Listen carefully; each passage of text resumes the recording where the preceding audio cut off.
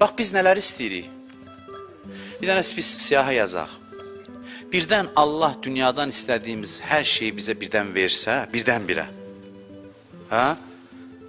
Hamısını artıqlaması ilə versə, Allah'ın olsun bezəcəksiniz. Ürəyinizi vuracaq. O arzularınız, dünən arzuladığım, bugün başımın bəlası olacaq. Mən keçmişdə demişəm, gedərdi filan yerdə baseyndə çimərdi. 1 saat, 2 saat, 3 saat, 4 saat girora. Sonra deyirsən ki, çıxma ürəyim bulandı.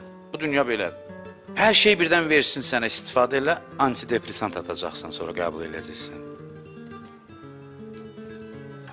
Əksəriyyəti də belə olur. Hər şey əllərində var, deyir ki, neyiniyim, ürəyim partladı da.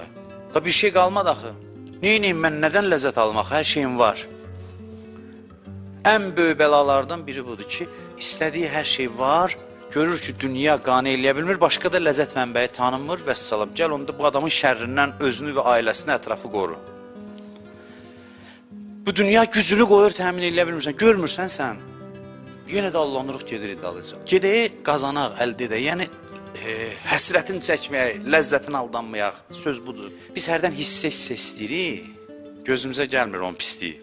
Deyirik, evim yoxdur, yox, taksi ilə gedib gələrəm, bir dənə ev ver də mənə. Allah ev verdi, sonra deyirsən ki, taksi də yaxşı deyil, bəlkə bir maşını da verəsən, onu da verdi.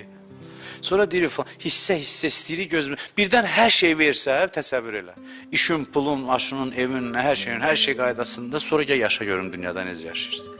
Sonra görəcəksən ki, bu sən istədiyin deyil və istirab çəkəcəksən. Arzuladıqların sənin istirab mənbəyivə çevriləcək. Bu irfani bəsdir, yoxsa praktiki söhbətdir dünyanın içində olanlar, yəni biz görmürük bunu belədir. Bunu sübut eləmək üçün niyə görə minbərdə 1 saat danışmaq lazımdır? Başa düşmürəm, şeytan bizi gözümüzlə gördüyü şey haqqında yanlış düşüncəyə salır.